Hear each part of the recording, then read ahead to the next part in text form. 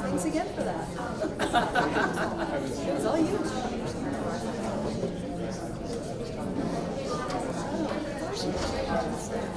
She's living the dream.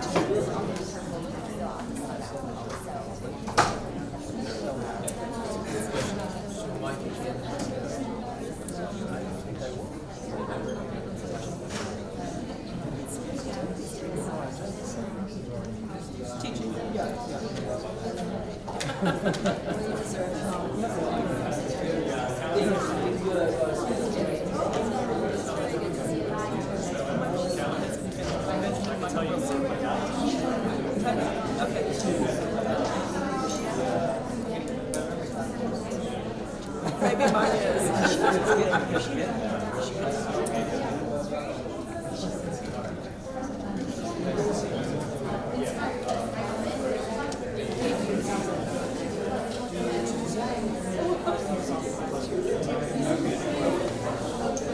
But look at you. Yeah, you know, I'm serving it up. Like, I'll just be like, turn on your phone, that kind of stuff.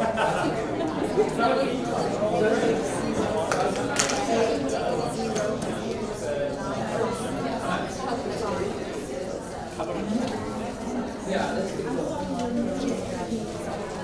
Oh, yeah.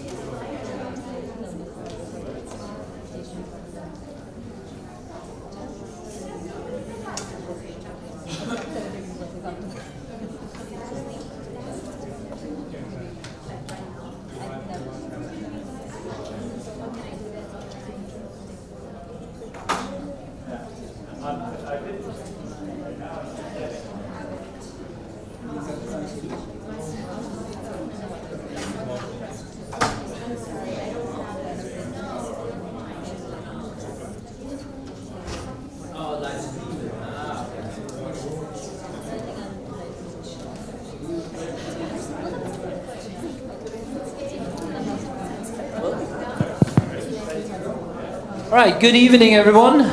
We're about to begin our program. My name is Mircea Cărtărescu. I'm the Dean of Arts and Humanities and Technology, and I have that really important role, first of all, to remind you to turn off your phones. Now I'm going to look at you all closely to see if you follow my instructions. All right, so far so good. We're really excited about tonight's event. For one, we've just been talking about with Will that this is pre-pandemic, post-pandemic, that we've been trying to do an event together actually for quite a while now, but the pandemic kind of got into the middle of all of this. Will has been all along spearheading publications of some of our esteemed faculty, and amongst them obviously the books of Sean Cotter and its translation. And so in many ways, this is really long time in preparation. But I think we're also thrilled whenever we have an opportunity to make new friends by highlighting our old esteemed friends, meaning Sean, who's been a part of our faculty since 2004. See, I was almost on it, just about, and who has over the years really promoted one of the really strong aspects in our school, and that is of translation studies. Translation studies is one of our really centerpieces in the literature department, alongside creative writing. And in lots of ways, tonight is really the beautiful merger of these two things, our translation program together with our ever-growing creative writing program.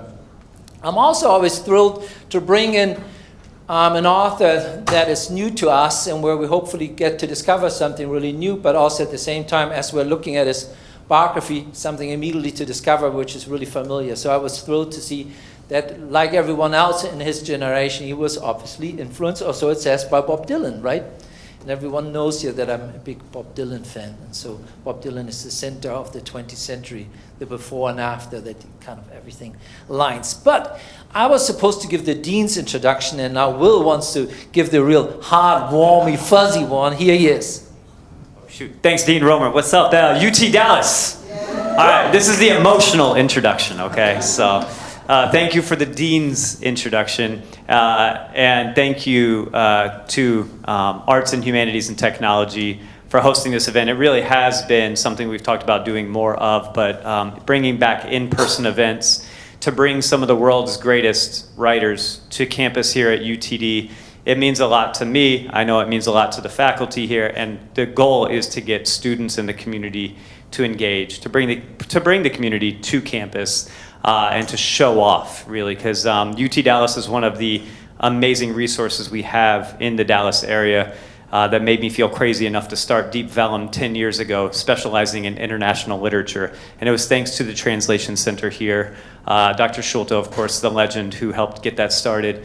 But it's because of professors like Sean Cotter that I felt that we could specialize in international literature and use this university in collaboration to bring amazing literary voices and uplift them to readers around the world. So from right here in Dallas, we do that. We have a little bookstore in Deep Ellum. We hope you all come down and visit us if you haven't been there before. But one other thing is that before I ever started Deep Vellum, I read a book that Dr. Cotter translated by a Romanian author named Mircea Cărtărescu, and that book is called Blinding. And it came out many years before that in Romanian, and when I read that book, just sort of like Dean Romer spoke about the before Bob Dylan moment in history and the after. There is a before I read Blinding moment in my reading life and the way I see the world, and there's an after Blinding. It was my introduction into the mind of one of the world's most original, incredible authors. Cărtărescu is from Romania, and it is thanks to Dr. Cotter from right here at UTD that we are able to read Cărtărescu's work in English. It can't be stressed enough how important the work of translators is to being able to open the worlds up to these conversations that otherwise don't happen. We are lucky enough to exist in sort of the lingua franca of the world today, and we see it sort of as our duty to uplift voices into English to broaden the conversation so the conversations can go into English and then back out into other languages of the world, to use this as a bridge to bring people together in these conversations. And so we are very lucky to have worked with so many amazing faculty like Dr. Cotter, but also so many alumni and current faculty and staff here at UTD. And I want to give a special shout out to Shelby Vincent and Lourdes Molina in the back corner over there, two of the best translators working from Spanish today, working with authors from Mexico and Cuba in particular. And thanks to them, I can read amazing books, and my hope is that if I can get excited about them, then I can get y'all excited about it too. So we're here tonight to celebrate the release of a book Deep Vellum published a few months ago called Solenoid. Solenoid is considered Mircea's magnum opus. It's already been translated into many languages around the world, and it's been a huge hit. It's actually a mega hit in the Spanish language, and it is thanks to one of our friends, Javier at the Wild Detectives. I took up the courage to try to scrounge together enough funding to pay for a 700-page translation, but it could not have been done without the partnership of the Romanian Cultural Institute in Bucharest. And Mircea would not be here with us today without the partnership of the Romanian Cultural Institute in New York. And so I just want to give a big round of applause to international tour collaboration. They helped make it happen, y'all. And it's been an amazing journey. And I also want to give a special shout out to the Jewel Hotel in downtown Dallas, the finest hotel in Dallas. They graciously gave 5 nights hotel to Mircea and his lovely wife, the amazing writer Ioana Nicolaia, whom you will be discovering in translation very soon. And that is a very generous donation. And so if and when you are looking for a lovely stay in downtown Dallas, I highly recommend that the Jewel Hotel, the finest Dallas, Texas has to offer. So thank you. Thank you, thank you, thank you. And so again, the translation of a book is pure alchemy. And it's magic, and I just want us all to remember that we're about to step into a space where the author of a book and then the person who rewrote that book so that we could read it are about to gather in conversation, and how rare and beautiful a gift this is to speak with an author of Cărtărescu's caliber. He's published dozens of books through his career, has won numerous mega international prizes.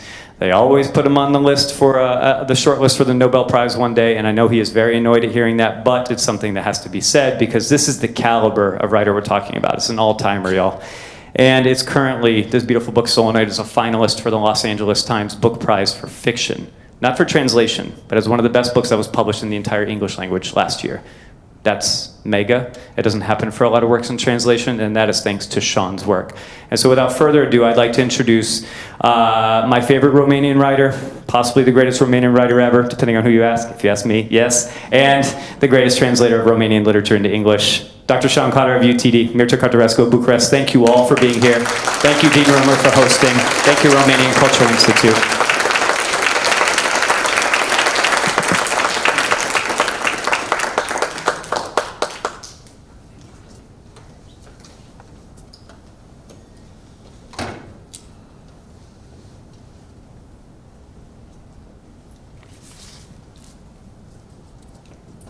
Thank you, Dean Romer. Thank you, Will, for those wonderful introductions. I do feel really, really lucky to be here with Mircea this evening. My friend and, as you've heard, a internationally renowned author from Romania. What we're going to do this evening is I'm going to say a couple of words like I'm doing right now, and then we're going to read a little bit for about 15 minutes. You'll hear some Romanian. Those of you who know Romanian, and I see some folks here who do, you will get to hear the actual words. And if you don't know Romanian, you'll still hear the actual words. You'll just have a different experience of them. And then I'll read out a passage in English. And then we'll have a conversation. Mircea and I will talk back and forth about the book and how it came to be. And then obviously we'll have time for questions at the end. So if anything is burning in your heart, well, anything to do with translation in Romanian, then we can deal with that.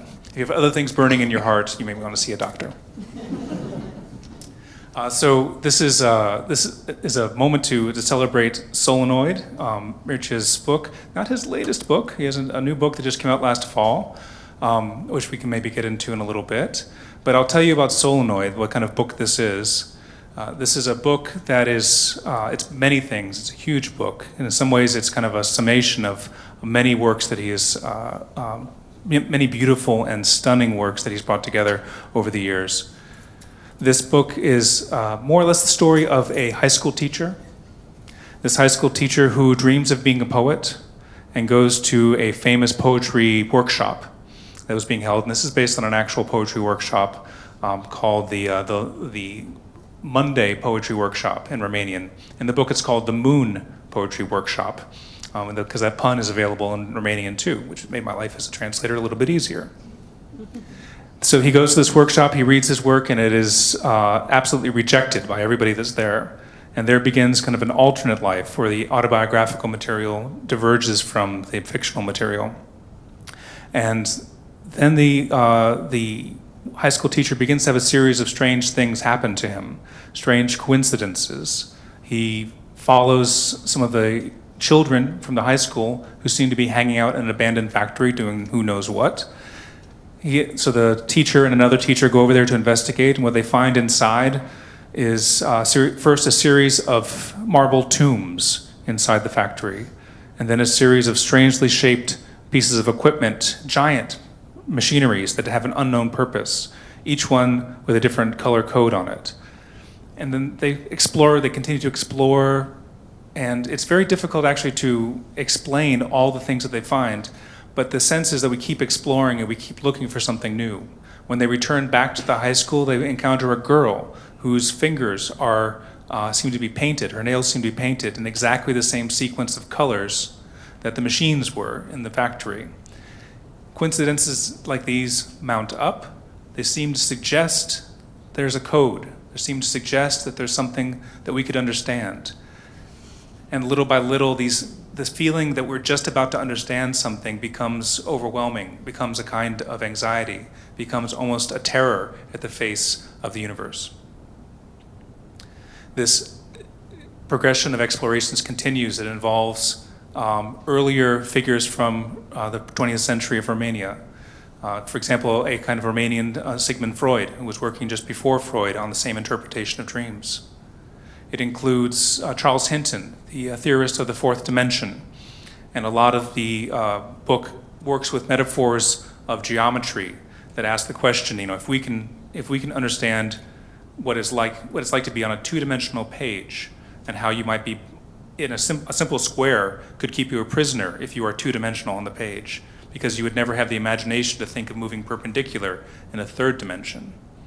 Now, if that's true, then could we possibly understand that we are trapped within a three-dimensional world? And could we have the feat of imagination to move in a fourth dimension and escape this current situation?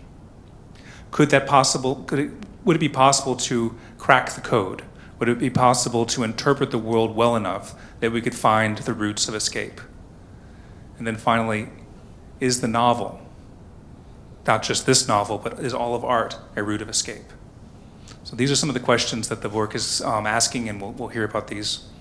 But first, I just want to turn the microphone over to Mircea and to say, welcome to University of Texas at Dallas. Welcome to the United States on your tour, and we are all very pleased to have you here.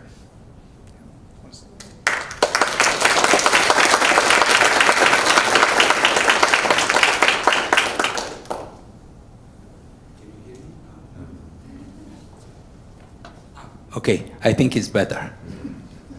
Okay.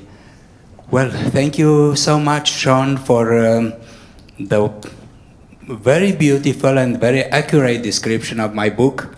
I finally understand what this book is about. And of course, I thank my great friend, Will Evans. I'm a very lucky guy to have the best translator in the world and the best publisher in the world. Very few writers have this luck. Well, I will start this conversation with you saying that I'm very flattered that you are so many, and that you came to meet us to get some knowledge about my humble work. And I hope that we will leave this room enriched inside and becoming much more friends to each others. This book is usually considered by the critics and the bloggers as a life-changing book. So if you are pleased with your life, please don't read it, because your life can turn worse in a way. No, I hope it can turn much better. In this respect, I will tell you a nice story that happened to me in Mexico, in Guadalajara, when I was at the famous book fair, and I was just signing books, and at a certain moment, a Mexican youngster came to me transfigurated, like he saw, I don't know, St. Paul or some other person like that, and she just hugged me and started to cry and told me that this book, Solenoid, really well. The Spanish version, evidently, this book not only that changed his life, but saved his life because he was very depressed and wanted to commit suicide, and he read the book and forgot about that. And after that, he showed me something that I have never seen before. He showed me his forearm here, where he had a tattoo representing the cover of the Spanish edition of Solenoid. It was too much for me. And I started to cry myself, and we hugged together, and it was an absolutely unbelievable Latin American, typically Latin American scene. So I was very happy by that time, and I will be happy if any of you not hug me, not tattoo anything on your arms, but just read the book. Just read the book and enjoy it, because in my opinion, although it has some metaphysical, some mystical parts and so on, actually is a nice reading. It's a nice reading. It also has its luminous sides. It also has love stories, parables about moral dilemmas, which in my opinion are very interesting, and many, many eccentric, unbelievable characters that will show you what is the power of imagination, because it's a book of imagination. It's a book of the inner life. We all live our lives many times forgetting that having the whole world at our feet, we forgot about our inner life, our dreams, our fantasies, our inner dilemmas, and so on. So we conquered the outside at the price of the inside many times. And this book, it's in a way, it's a recreating, refinding the inner life. As John Lennon sang in one of his songs, "You better free your mind instead." So I think we all need to sometimes to free our mind, to take a break from our crazy lives and meditate and think about ourselves, think about what is the most precious things in our lives. I think we should start reading an excerpt from this book. I will only read a very few fragment, a very little, small fragment, sorry, just for the sound of the language, of my language, of Romanian, which you might know because you are here students, many students in the art of translation. You might know that it's a Latin origin language. Sometimes I think it's a sort of an Italian dialect, like the Sarde, for example, like other Latin origin languages, French, Portuguese, Italian, Spanish, and other smaller. So there are, I think now there are still 10 Romance languages that still survive, and one which already died, the Dalmatian. So I will start to read something in Romanian, and then I will ask my dear friend Sean to continue in English.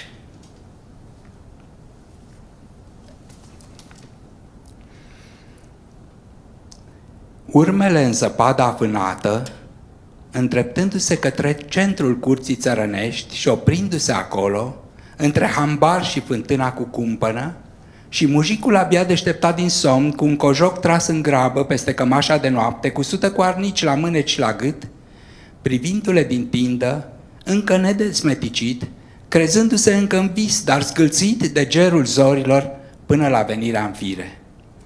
O singură geană de lumină gălbuie, tivind șura și coroanele corcodușilor, pline de promoroacă, și 3-4 izbe cocoșate sub nori învârtoșați ca niște blinele pe cerul jos, plin de pâclă.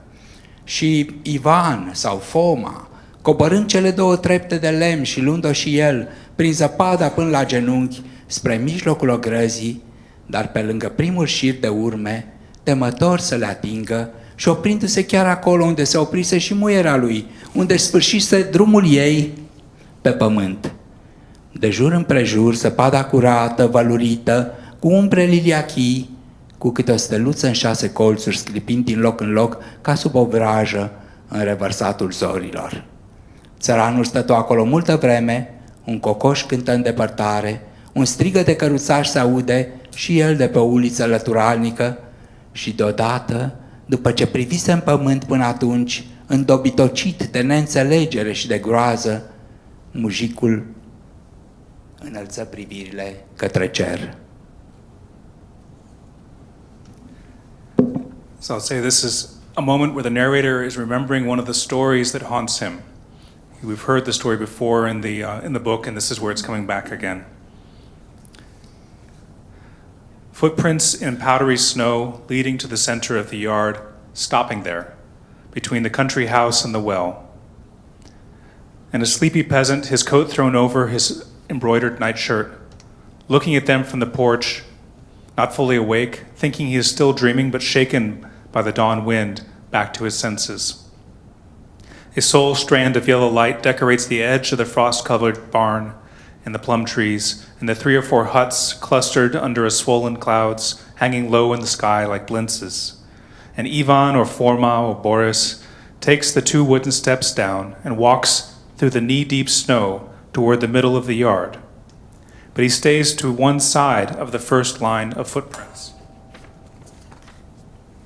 He is afraid to touch them, and he stops just where his wife's footprints end, and where her path on earth had ended.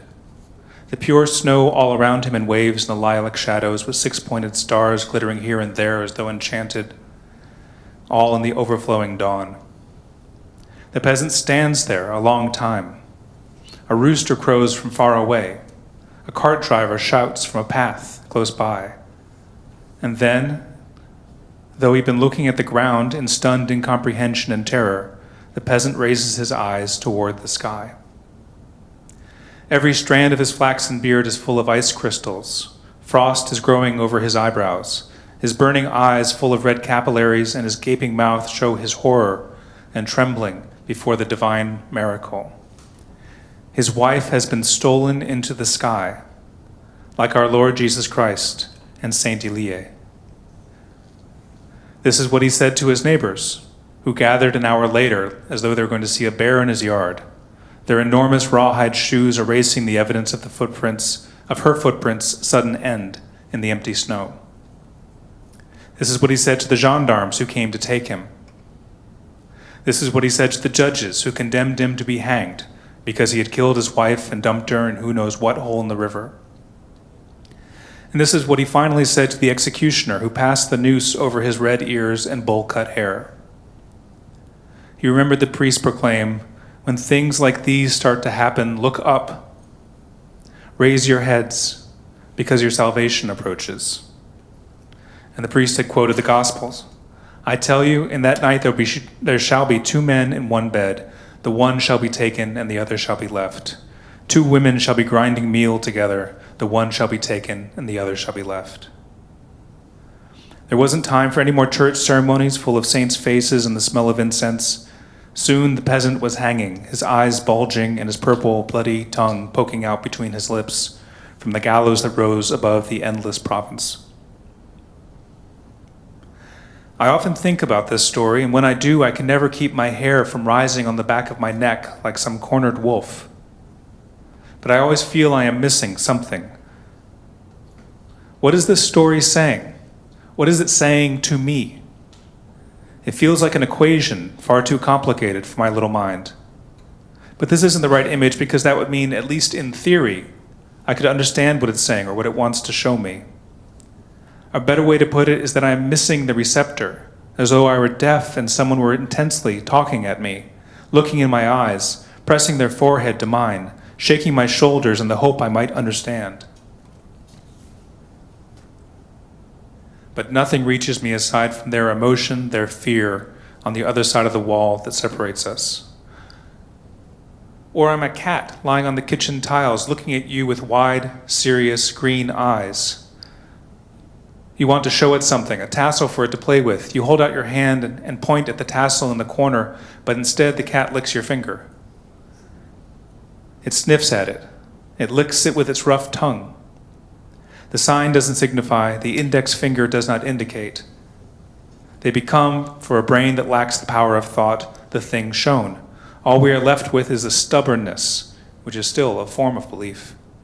We know we are in the maze, we know we have to escape, even in the absence of an angelic mind, even in our plodding reasoning, even as we improvise with what we have, even as we take the wrong turn thousands of times before we take the right turn once.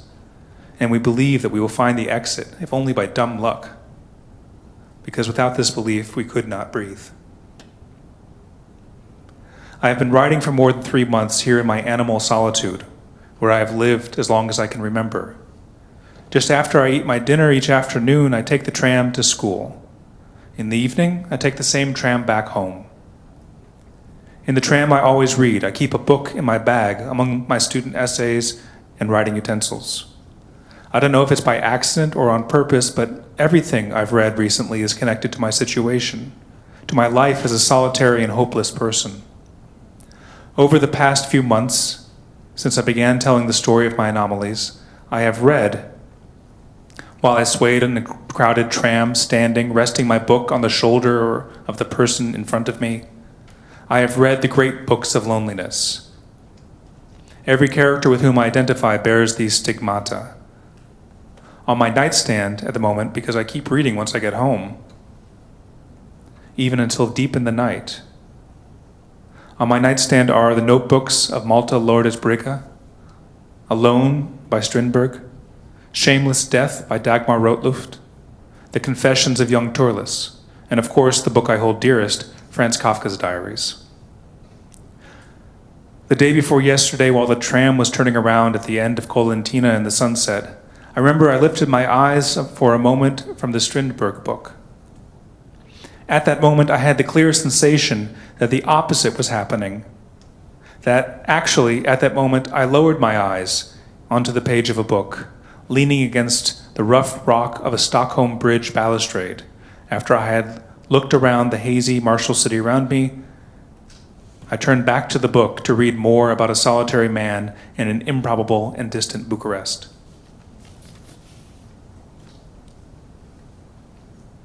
I sometimes fantasize that I was once, in a dream or in another life, a tattoo master. So abstruse and so pure that no one ever had access to my art's wonder of lacy designs, ink, and pain. Shut in my room, alone in front of the mirror, I covered my skin with minute, crooked, overlapping, unreal arabesques, like the Nazca lines in the separating networks produced by Mange.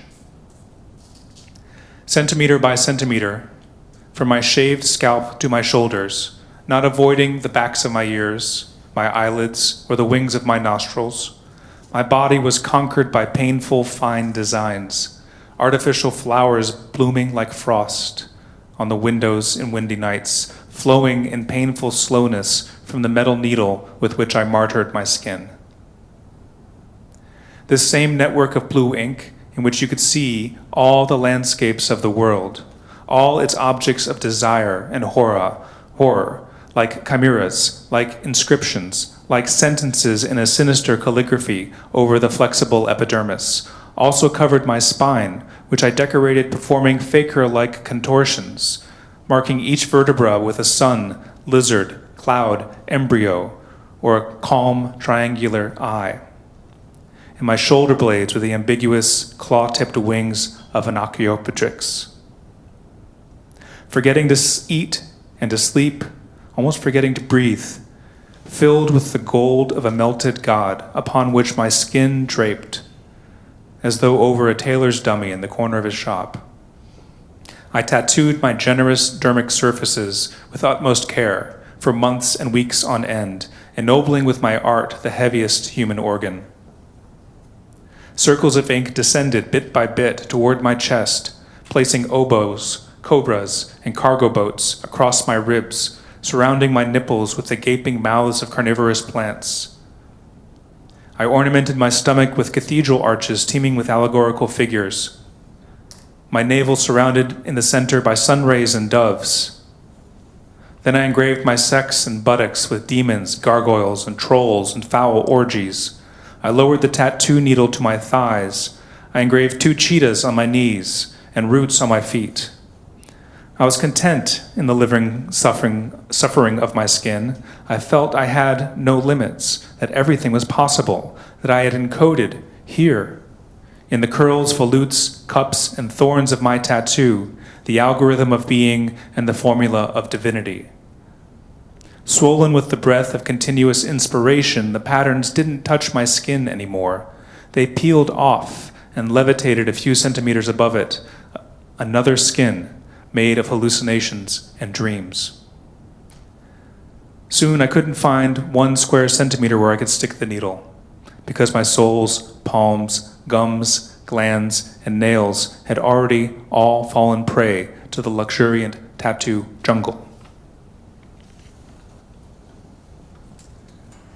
I sensed the limit of my art at that point, and likewise the limit of my knowledge. You have no more skin than the one in which you find yourself. You can't tattoo over old tattoos. I was still young. I had many years ahead of me. What would my life be without my sole source of meaning and happiness? It couldn't end like this. It took me years to peel the idea of tattooing away from the idea of skin. And then, finished with the surface of my body, I descended within. I tattooed my cerebral hemispheres, my spinal cord, and my cranial nerves, numbering them like anatomical models. I tattooed my lungs, my heart, my diaphragm, and my kidneys, covering them with unknown cities, telescopes, insects, and solar systems. I labored for years over the lace and spider webs with which, like a new peritoneum, I covered the knot of my intestines. I engraved my bones with verses from the Quran, the Kebra Nagast, and the Hebrew Scriptures. I tattooed my trachea with the great Altdorfer. I calligraphed my bladder with the galaxies bound by clouds of dark matter. And when I was done, when my minute illusionistic writing had filled my body with the most beautiful story in the world, told by a million mouths at once, I was immune to melancholy. Because I suddenly knew that just like the unsoundable world around me, and just like my body reflecting it like a drop of dew, the art of tattooing is endless. I moved toward the border between body and spirit. I crossed it, holding my instrument of torture, and I began to tattoo myself, knowing I would never exhaust, even if I spent eternity wounding, I would never exhaust the infinite and infinitely stratified and infinitely glorious and infinitely demented citadel of my mind.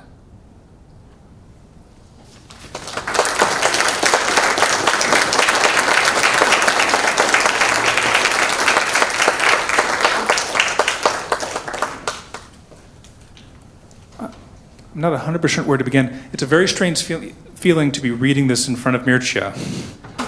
It's like one of those moments where people do impressions in front of the celebrities that they're doing impressions of.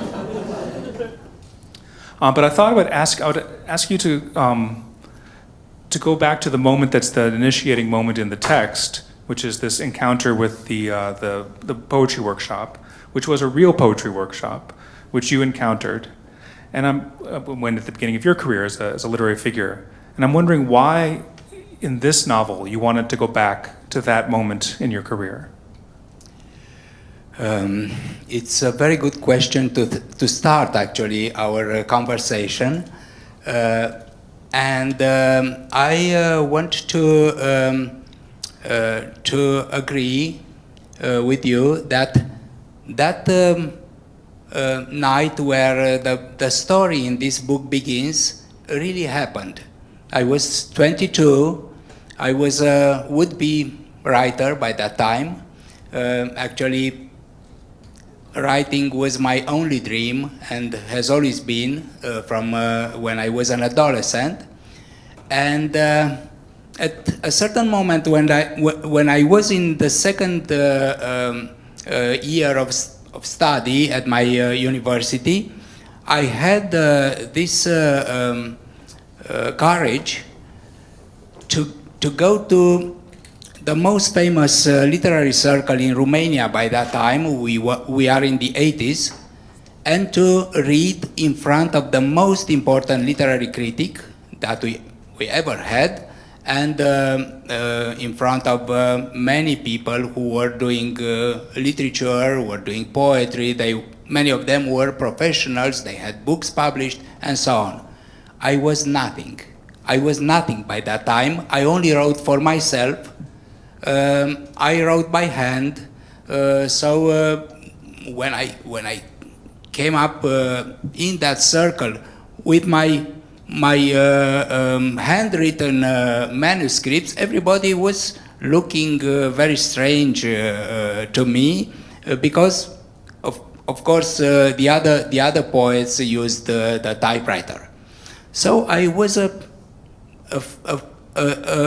funny apparition in that literary circle, and I did the reading. It was a 30 pages poem. My most important work so far, written when I was 20, which was called The Fall. And it was a Joycean poem because at its back it had a synopsis. So it was the fall of everything, the fall of everything from the skies to the inferno, following 7 steps. 7 degrees of degrading and vanishing away of the matter, let's say, and of the spirit also. So, like in Joyce, like in Ulysses, each stage corresponded to a star, to a metal, to an animal, to a plant, and so on. It was a table of correspondences. And when I started reading, the people were very confused because they did not expect from a newcomer to read such a complex work. But at the end, the great critic approved, gave me his blessing, and after that he was in a way the godfather of everything I did. For the Romanians that I suppose are here in the room, the critic was Nicolae Manolescu. But many times I wonder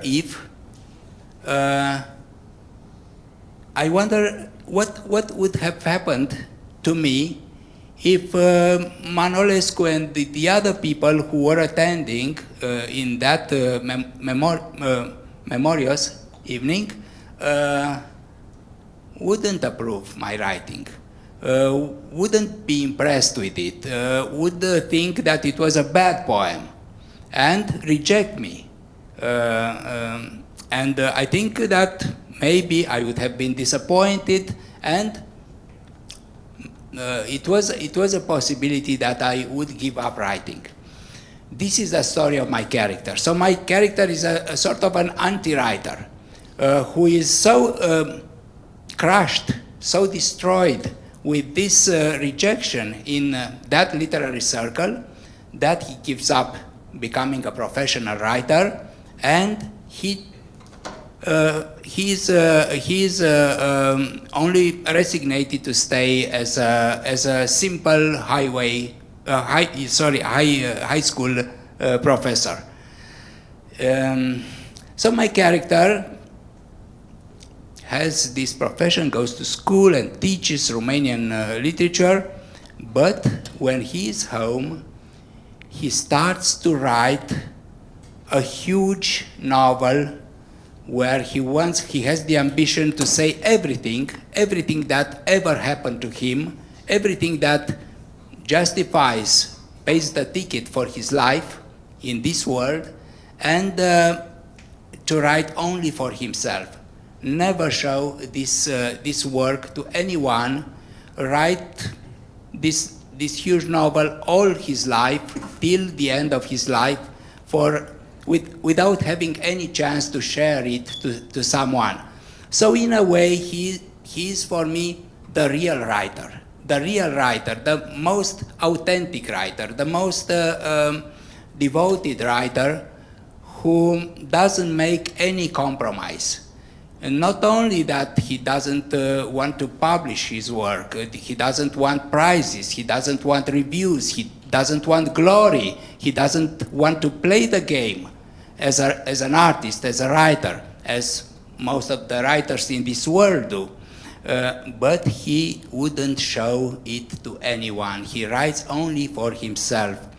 From this point of view, he is quite similar to Kafka, who is the writer that I praise most. He is the god of my pantheon in literature, or to that very strange painter-writer who was Henry Darger.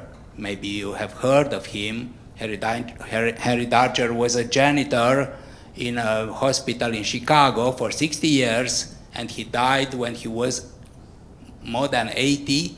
Nobody knew anything about him. He had no family, he had no friends. He was working in that hospital, and when he didn't show up at his work in a morning, they went to the little room he had in a hotel nearby, and broke the door and found him with his head on his desk, because he had no bed in the room. He only slept all the time, all the nights, his head on his bureau, on his desk. And the surprise was absolutely great, because the people who entered saw that everywhere were manuscripts.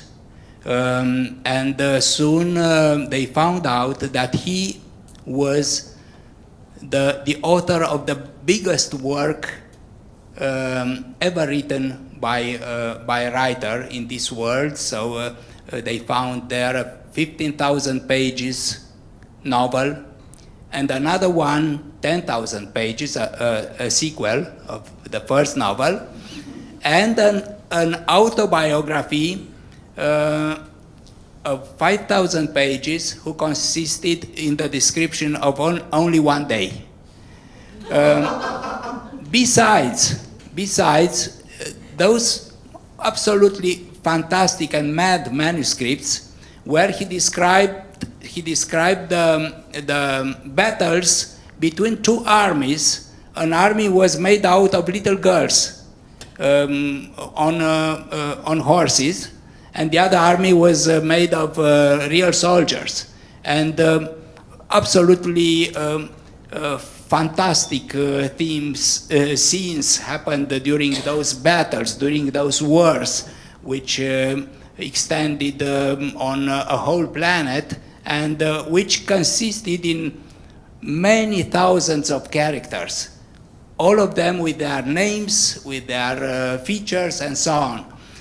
And besides, they found hundreds of absolutely incredible paintings which illustrated the manuscripts, paintings 3 meters long, where he painted those little girls and other boys, but he couldn't tell the difference between boys and girls. They were naked, and they were, all of them had male organs, male sexual organs. So he never saw a woman in his life, and he thought women were the same like the men. I can't tell you how much this sounds like a passage from your novel. Well, I wish I have had this kind of imagination. And there were scenes of torture. It was blood everywhere, or on the contrary, there were paradise-like scenes with people with huge wings, butterfly wings, and so on, with rainbows everywhere, and so on. And another character like mine can be the so-called President Schreber, who used to be an Aulic president in Germany in the 19th century, and who became mad. He became a schizophrenic, but after a few years of being a schizophrenic, a violent schizophrenic, closed in an institution, he came to his minds and wrote a fantastic book where he described what happened to him during his years of madness, the visions he had, the illusions he had, and so on. So my character is from this family. He wants to write a continuous book describing everything that he met or not met in this life, imagination and reality as well. This is, so y'all can now sympathize with my plight. Because this is, these are beautiful stories, and it's stories like these that are filling the novel as well. And so when you're reading through it, or if you happen to be translating through it, you're finding these, and you have to pursue them, to search out these stories that are kind of illuminating the text from within. And what we ended up doing, and this is credit to Will, who supported this, we ended up making a second book.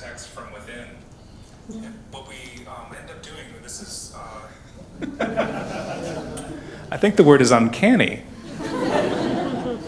What we ended up doing was we ended up collecting works from President Schreber. Excuse me. Collecting selections from all of these works that Mircea is talking about, and assembling them into something called the Solenoid reader. But they're there not just not to give you keys to the puzzle, but they're there partially, and they're there graphically arranged in such a way that not every page is easy to read, and they are there as ways to be a reader from Solenoid, to read like the novel reads, to pursue these things. It's not a you don't buy a jigsaw puzzle that's already put together, right? You want to be able to, the fun of it is putting the pieces together, and the Solenoid reader is a place for all of these references and all of these extra stories to come together, and you can pursue them further. So it's kind of, the translation of this book took so much, it involved so much of this extra world that Mircea was just describing, that it became another book. And this is simply a literal statement. It's not even an exaggeration or some kind of creative part of my own work there. Yeah. But I wanted to ask too that workshop that you're talking about was it was this incredibly important thing. Mircea is kind of downplaying how seminal this workshop was for Romanian literature. This place where two things came together that don't usually come together, that are separated for us by a couple of decades, but all of the beatnik literature came together at the same time as all the postmodern literature. So people are reading Ferlinghetti and Ginsberg at the same time they're reading John Ashbery. And this was an incredibly fertile period, but it was poetry-centered, right? And Mircea became well-known as a poet. But then after 1989 and at the beginning of the 1990s, little by little, you're moving towards prose. So I wanted to ask you to talk about that transition for you, that transition from being Romania's best-known poet to eventually becoming Romania's best-known prose writer. Is there a relationship between these two? Well, for me, it was no transition. I'm still a poet. I still consider myself a poet because, well, poetry is an ambiguous word. Many people consider that a poet is someone who writes verses. Of course, there are poets who write verses, who write books of books of poetry. But on one side, not all the people who write books of poetry are really poets. I would say only 10% of them are poets in a proper way. And on the other hand, there are many poets, and I would say great poets, who never wrote a verse, a single verse. Because poetry initially is not the art of writing verses, but it's the art of seeing things in a poetic way, the art of living this life in a poetic way, the art of having an oblique look on the things which show the dark side of the moon, the other part of each and every thing, and trying to find beauty, a drop of beauty, not only where everyone sees it, in birds, in butterflies, in beautiful persons and so on, but where nobody expects to see them. Not for no reason, Baudelaire was talking about the beauty of the ugliness, for example. So a poet is someone who is able to see beauty and to spread beauty in a way. At first, at the beginning, of course, we were all poets. The children are poets by excellence, by definition, and then we start to get step by step involved in the circuits of knowledge, the circuits of money, the circuits of behavior, of good behavior in our societies, and step by step, most of us forget the paradise where we were all born. But a poet, in my opinion, is first a person who never forgot the light of that paradise, who has it inside, who has it within, who is able to see beauty everywhere and to spread beauty everywhere. Of course, some of these kind of persons that I love and admire most become real poets on paper, or poets that use their voice to tell poems or to sing poems, like Allen Ginsberg did, accompanied by jazz music in the City Lights bookstore. And of course, I had a great pleasure to be a poet myself in this respect when I was young. And I wrote about 8 volumes of poetry, till suddenly I realized it was enough. It was enough. It's very important to know where to stop, because poetry, being an art of youth, has like most products have, like the yogurt has, for example, an expiring date. An expiring date. You cannot be a poet forever. You can be a poet as you cannot be an athlete forever. You cannot be an athlete when you are 60. It's the same with poetry. Poetry is an art of the youth, of a young mind, of a young spirit, of a young sensibility. So you can be a poet for about 7 years. You can try to take the biographies of each and every poet you want, and you'll see that they were real poets during the first 7 years of their career. And after that, they can write tens of thousands of volumes of poetry which repeat the first ones, so they have no real value. I did not want to repeat myself. I wanted to stop where I felt that the expiring date was near, was close to what I did. And then I shifted to an absolutely different business or job, which is prose. And since I shifted to prose, I stayed into prose because there's nothing that I love more. There's nothing that I love more than writing prose.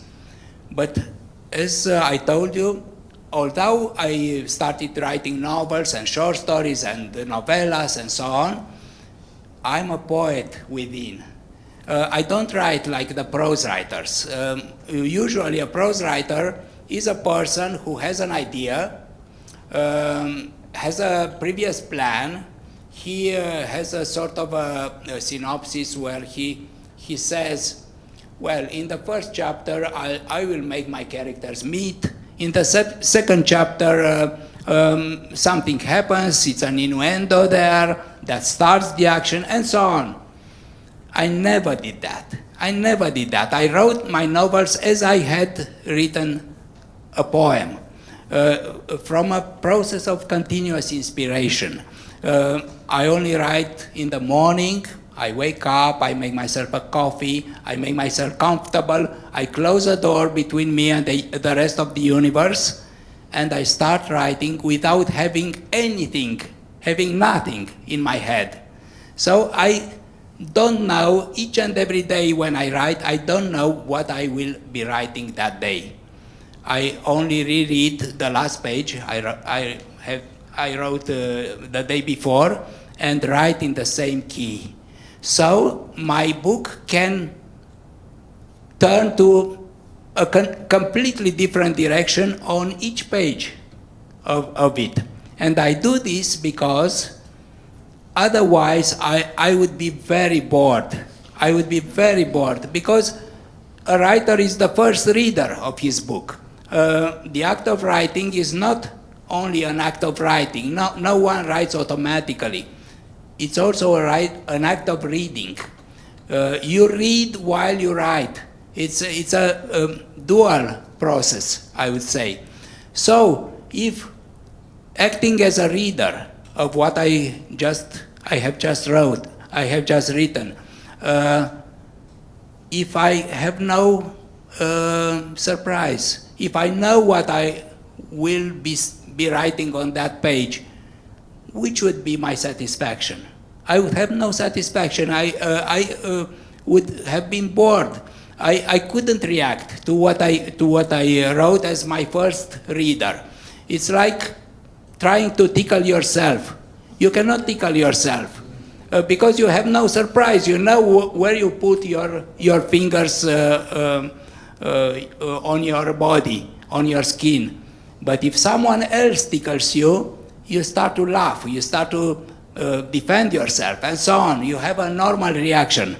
So, in a way, other entity tickles me when I'm writing prose. There is someone else who always collaborates with me. And the bigger is that some different entity is, and the smaller my part is, the better is the book. The better is the book. It's like it's like at the races, you know. You are a jockey on a horse, but a good jockey is very small. It's a tiny creature. You have to be light to be a jockey, and besides, you have no right to touch your horse with a cravache or in other way, just to press it, move where you want it to go. You are only a tool for the horse. You are not the one who wins the race. Actually, your horse wins the race. So the ideal thing is, if possible, to levitate over your horse, not to touch it in any point. So let it absolutely free, and he will win the race. In this parable, the horse is your mind. Your mind is someone bigger, more clever, more intelligent, more talented as you will ever be. So the secret of any artist is to let his or her mind free, absolutely free. The freer it is, the better is the race, in a way. And I do it all the time. I try to do it all the time, to write from inspiration, letting my mind free. I think you've also just given me the best metaphor for translation I've ever heard, too. Like that the translator must be in a similar situation writing on the text that you get. Well, translation, in my opinion, is also an art, and it's a fine art. One of the most intricate of the arts, because, well, people usually consider that translation is a sort of a Cinderella of literature. Nobody cares about the person who translates. Usually, his name or her name doesn't even appear on the cover. So it's a second-hand person in the act of creating a book in a way. But for me, the translator is a hero. The translator is a hero. The translator is that person who not only that puts a French word instead of an English word, but puts a whole world, a whole civilization, a whole culture instead another culture, instead another civilization. Think of translating a haiku. If you translate a haiku, you have to be a genius to translate a basho, for example, haiku, in a proper way. You have to be a genius. You have to have the culture and the civilization in which basho was born. To understand not only what he says in those 17 syllables, but what was the way of living of a Japanese 300 years ago, which is the biggest art of all, in my opinion. So this is why I have the greatest praise for the translators, and I am myself a translator, a Sunday translator, let's say. I translate much for myself, but I also published some translations. For example, I translated the work of Bob Dylan into Romanian. And that translation, a heavy book, had a preface that I wrote where I said one day Bob Dylan will get the Nobel Prize for Literature. It was 2 years before he actually got the Nobel Prize, and I was so happy that I was a prophet. Yeah. That's the power of translation right there. Yes, and I also translated works of important poets like Charles Simic, who unfortunately recently died. He's not among us anymore. And I translated also a book of poetry by Leonard Cohen, a great poet in my opinion. We were just having dinner yesterday, and I showed Mircea a letter that he had written after we tried to meet each other and failed, right at the mid-90s, when I was just beginning as a translator. And I was kind of wandering through Bucharest trying to meet interesting people, which is an amazing thing you can do as a translator, because you're the bonus for an established writer. You can walk up and you say, look, I'd like to do your book again for you. And they say, fine, thank you. But in that letter, he said, I've had some poems translated into English, but I'm looking for a publisher for some novels I'm working on. And it was amazing to see that letter from the mid-90s before this whole career of novels has taken shape. And so there's novels like The Blinding is I think that was the breakthrough novel that really established Mircea internationally with prizes and a reputation. And there's some ways in which Solenoid resembles Blinding. This isn't a night on Blinding, but this is it's important to say that there's a kind of a taking up of material from that book and some earlier books to make Solenoid kind of a summation. I think Radu Vancu said that this is a summation of all your work. And at the same time, you said in an interview that you could only have written this book at a certain age, that this is a book that required a certain maturity. So having said that the poetry is only for 7 years when you're young, then what makes this the novel for the age you are now? Yes, it's quite difficult to think that being a young man, you could have not only the life experience you need to write, but the literature experience. It's hard to think that when you are 24 or 30, you can get so complex inside to be able to write a big and important novel. Of course, there are exceptions, and wonderful exceptions. For example, Thomas Pynchon wrote his first book, V, when he was 24. And there are several other exceptions of this kind. But usually, while poetry is art, is the art of the youth, of a young mind, prose is the art of a complex, mature person, a personality. So I was so happy that I could write some books, some, I would say, mature books, after 30, after I was 30, among which you just mentioned one of them, which continue to be, in a way, my most important book that I have ever written. It's called Orbitor in Romanian, and it has been translated as Blinding in English. Orbitor is a much bigger book than Solenoid. Is 1,500 pages long because it's a trilogy. There are actually 3 complete books which can be read separately, but it's much better to read them one after the other. And out of which only the first volume has been published in English so far. The 2 books, Solenoid and Blinding, are very different, extremely different. Blinding is a horizontal book. It's massive. It's like a cathedral. It belongs to the space, to the notion of space. It's like a space at the Planck scale in the quantum physics. It is in Blinding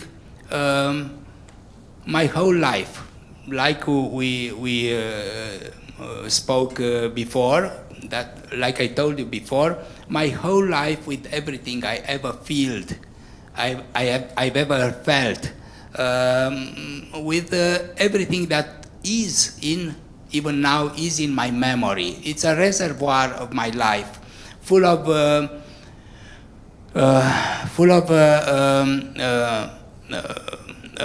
the fire of passion, and full of the ice of the thinking, I would say. It's a book written in the shape of a butterfly. So the first book is called the left wing. The second book is the body of the insect, and the third book is the right wing. So it's a butterfly. It's a huge butterfly, and besides, all the pages of this book are full of butterflies, like those butterfly boxes in the natural science museums. And the butterfly is there, the main symbol, the symbol of the human life, because the butterfly is a natural symbol. The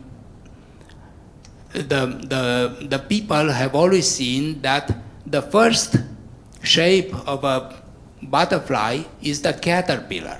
And the caterpillar just crawls horizontally till a time comes in its life when it closes itself in a chrysalid.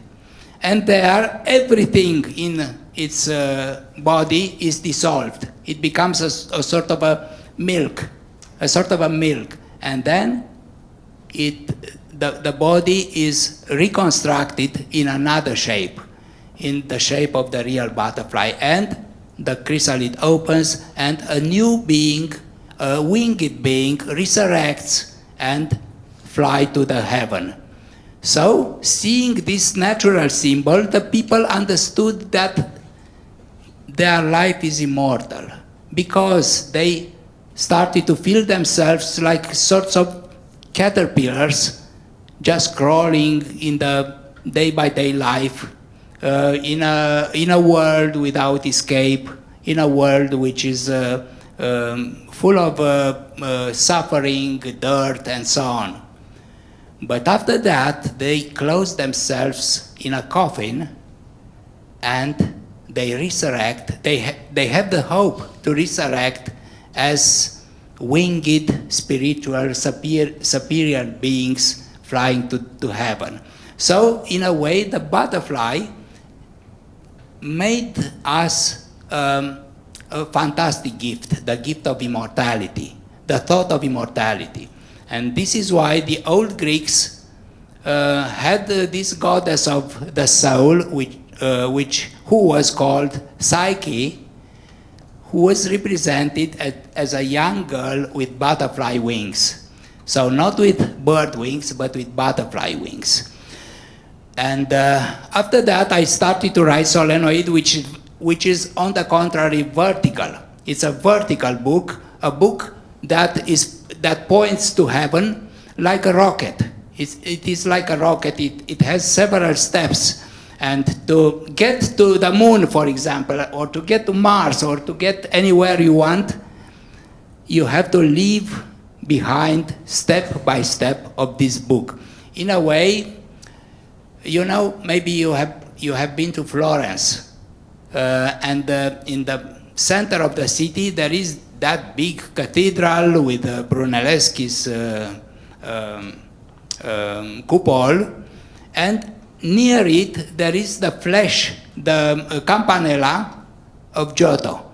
In a way, blinding is like the cathedral. It's horizontal, it's massive, it's rhizomatic, and near it there is the campanella of Solenoid.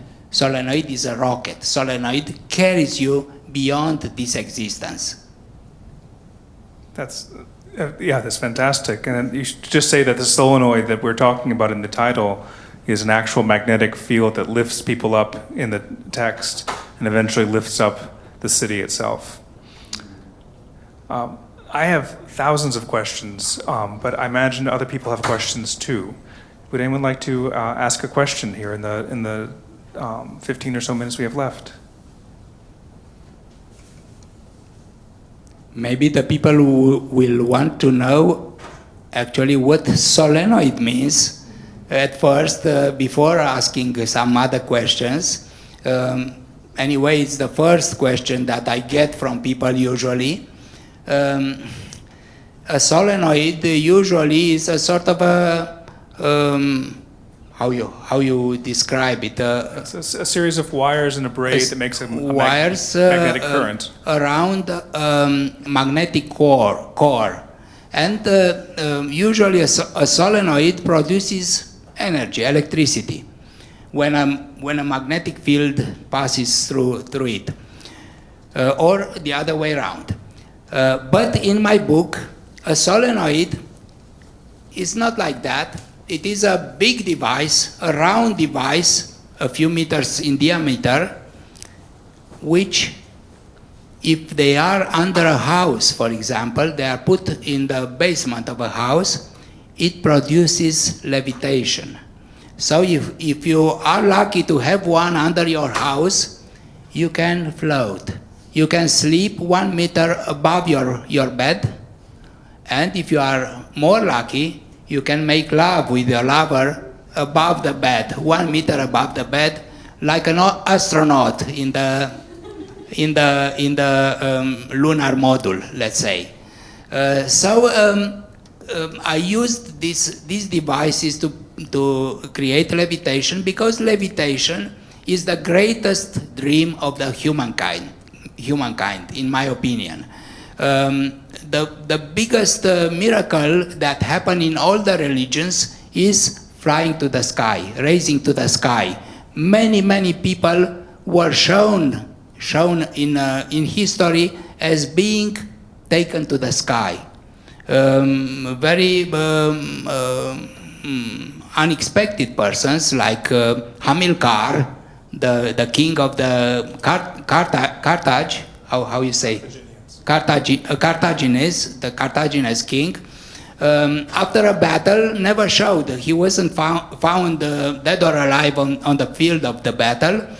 And the people, some people were witnesses that he was taken to the skies. And the same is Romulus, the famous founder of Rome, who was also taken to the skies. Jesus Christ, the same, and Eliah, how you pronounce Elias. Okay, was also taken to the skies and so on. So levitation is present in all the religions and in some places of history. To make some things hover, to make them levitate is the most wonderful thing you can ever see. This is why I imagined a world where levitation is possible.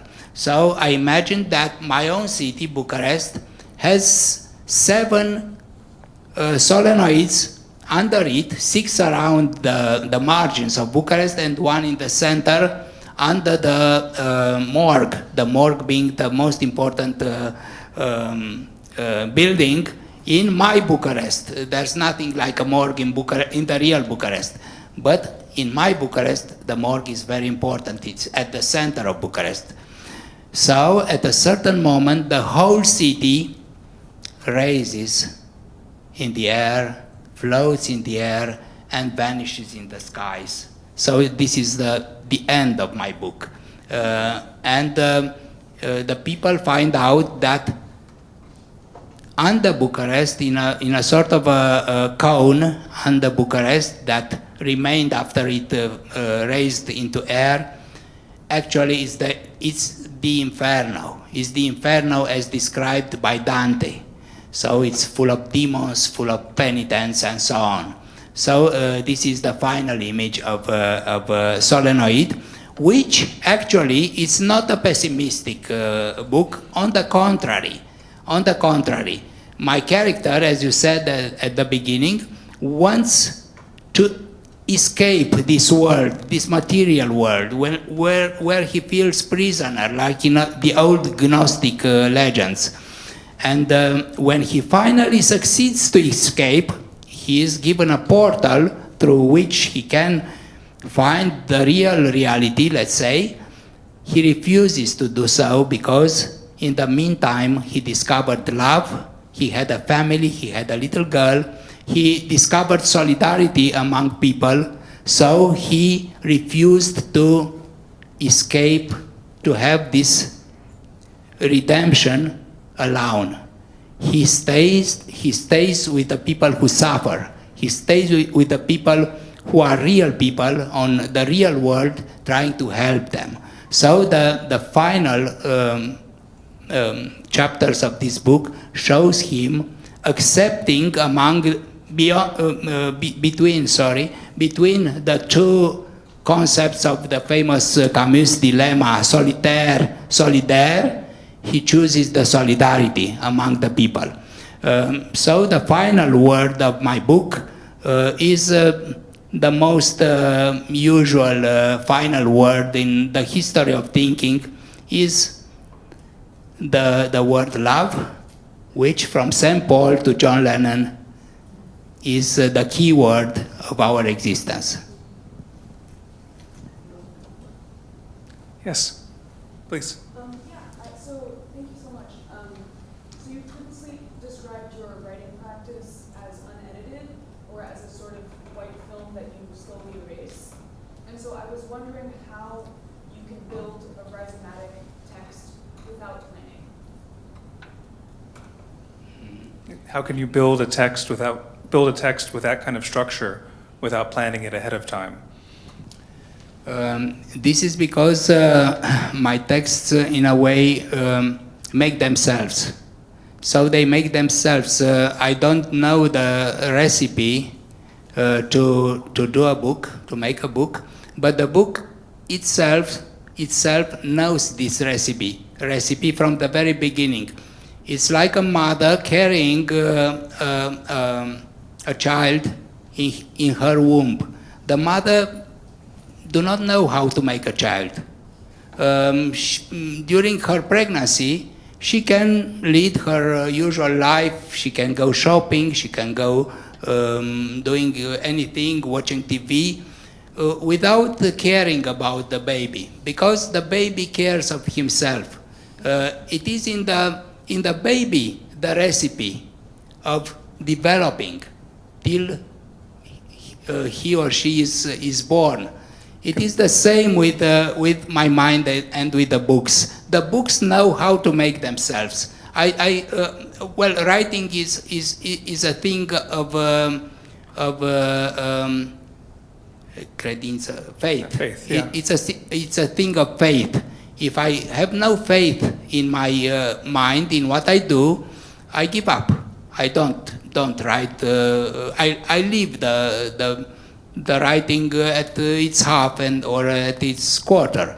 But if I feel that I can step on the thin ice without falling into the cold water, I go on. And I think that the book is safe and it will be born at a certain moment.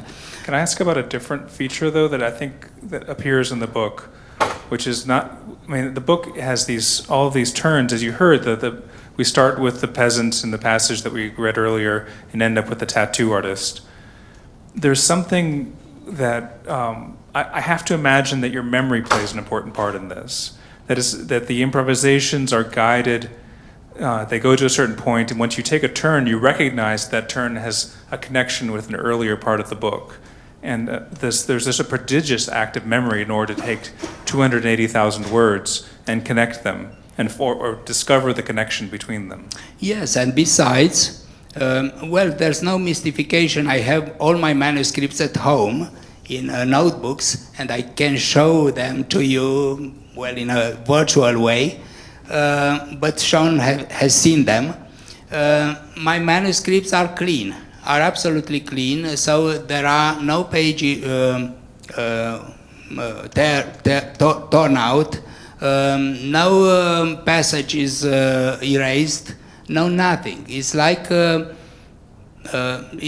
well, many times when I write, I have the feeling that the page that I'm going to write already exists on the page, but it's a white film over it, and I erase it with a coin, for example, and the letters appear till the whole page appears. So this is how I have always written.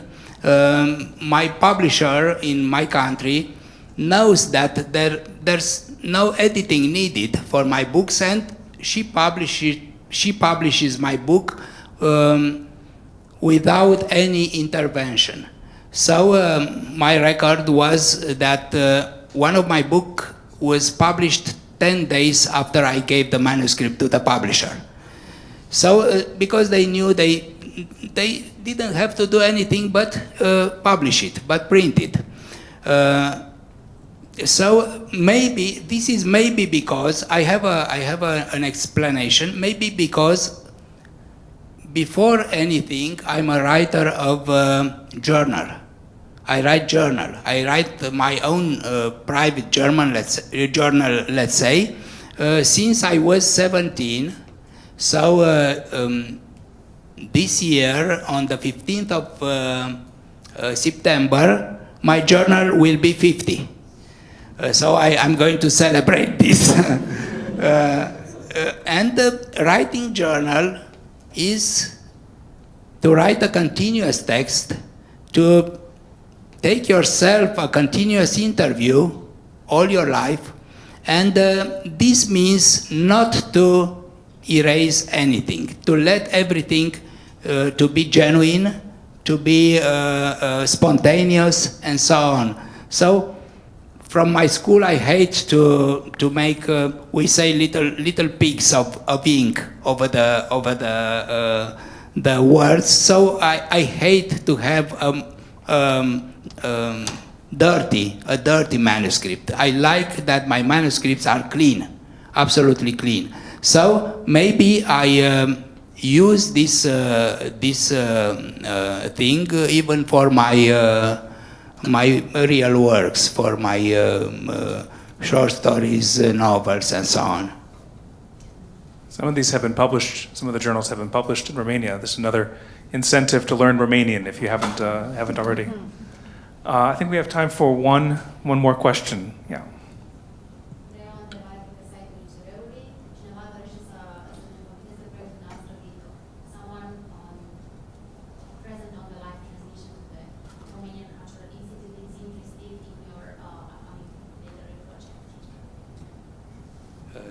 What are you working on now?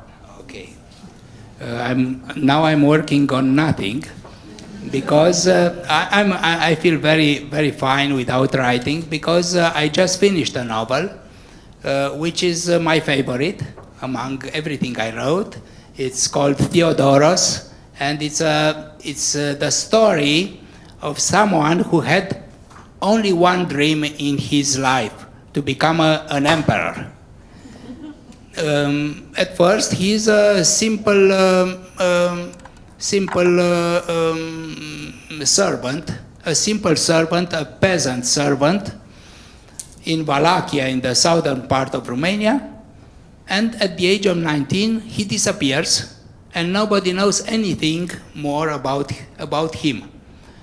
But his mother starts to receive letters from now and then, from at a distance of 3 months, 4 months, and so on. And she is the witness of his evolution after his disappearance. So he becomes a pirate in the archipelago, in the Greek archipelago, and he has, besides a mystical mission, I don't want to get into details, and then he gets, this happens in the 19th century, he gets in Ethiopia, and at the end of a lot of adventures, some of them very strange, some of them historical adventures, because most of the characters are real in this pseudo-historical novel, he gets to fulfill his dream and become Theodros II, the famous Ethiopian emperor. I love this book. I have never used my imagination more, and I think it will be, if it will be published in other language than in Romanian, it will become my modest 100 years of solitude. Actually, there are 50 years of solitude because my hero dies at the age of 50, killing himself with a pistol that Queen Victoria gave him as a gift. I love this book. See, you just don't see it coming, do you? Yeah. I want to thank all of you for being here and for listening and for smiling with such warm faces. And I want especially to thank Mircea Cărtărescu for coming to UT Dallas, for coming to the United States, for writing these books, and for broadening all of our worlds and all of our hearts. Thank you very much.